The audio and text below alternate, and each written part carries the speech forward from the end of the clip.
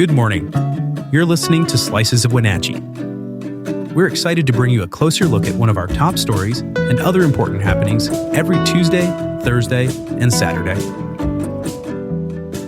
Today, a multigenerational pear orchard in Cashmere is beginning the long road to recovery after a devastating flood, and they're not alone across Chelan County.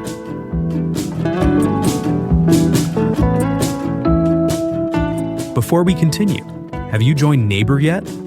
If not, download the app today and join local conversations about issues that matter. Neighbor is a site just for our local community focused on facts, not misinformation. Best of all, it's free for everyone. To learn more, visit wenatcheeworld.com/NABUR. Now, let's jump in.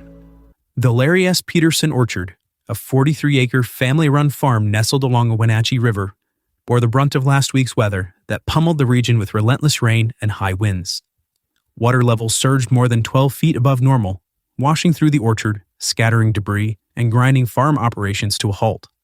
Larry Peterson, who's 76 years old and the second generation to run the orchard, waded through the water with quiet resilience, assessing the damage to his land, his equipment, and his future.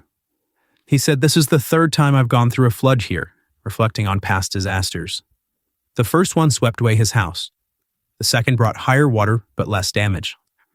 This time, it left behind broken sprinklers, missing irrigation parts, a flooded well, and a layer of river rock where fertile topsoil once lay. Early estimates to replace that soil alone are topping $10,000, just one piece of a much larger recovery puzzle. The orchard's pump house and equipment shed were also badly damaged, and Peterson is working with Chelan County Emergency Management to file a disaster recovery claim. But time and resources are limited. With winter around the corner, every decision becomes more complicated. Peterson said, "There's no use fixing things now if the river rises again." For now, he's waiting for the cold and snow to stabilize conditions so cleanup can continue safely. Larry's son Jeff now handles the daily operations and is the orchard's only full-time employee. The two work closely, trying to keep the business afloat amid mounting pressures. While they did manage to harvest a crop this fall, the financial return is uncertain. Larry said, "I don't see any money from what I harvested in September until the middle of next year. I'm 76 years old, and I should have retired 10 years ago. But we haven't had a good crop for 3 years, and I hate to put my son in the position of going into the hole." Like many small agricultural operations, the Petersons are grappling not only with climate-driven weather swings, but with rising administrative burdens, managing labor, complying with regulations, and navigating increasingly volatile markets all add layers of stress. And while the orchard contracts with Blue Star growers to pack and distribute their pears and grapes, the profits have not been reliable. Even so, there's a deep sense of purpose keeping the Petersons rooted. Their land has weathered floods before, and they've come through on the other side, albeit with some scars. For now, father and son are taking things one day at a time, working between storms and holding out hope that spring will bring steadier ground and, perhaps, a better season ahead. For more, head over to wenatcheeworld.com.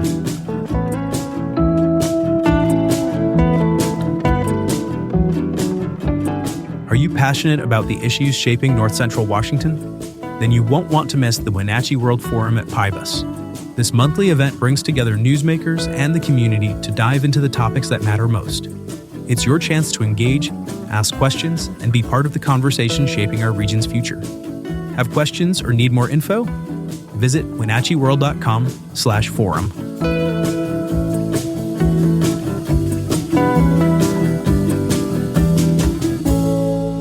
Now, a few other stories you should know about. Carissa Bigger is remembering her father, Gordon McVeigh, as a loving, charismatic man whose life was shaped by early trauma and long stretches behind bars. McVeigh died in state custody this fall after a battle with cancer, and Bigger is sharing his story to honor the father she came to know in adulthood, and to shed light on a system she believes failed him. McVeigh's legal troubles began in childhood and continued for decades, including time in federal prison.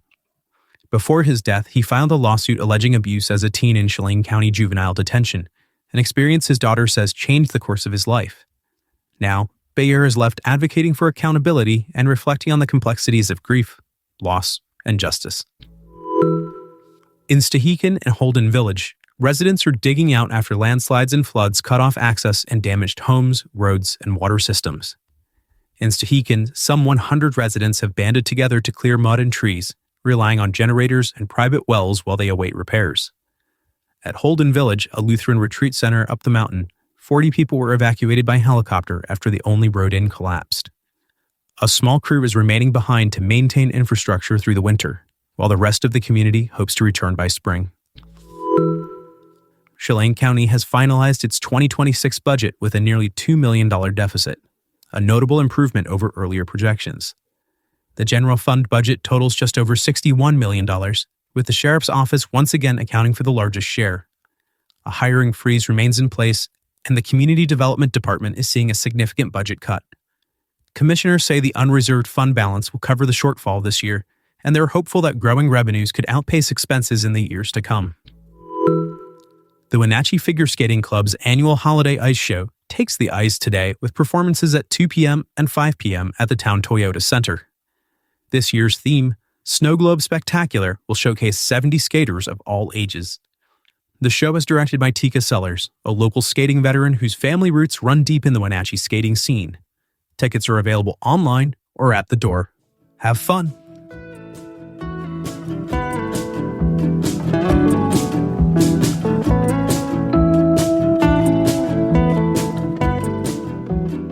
Thanks for listening. For more information on all the stories you heard today, visit us at WenatcheeWorld.com.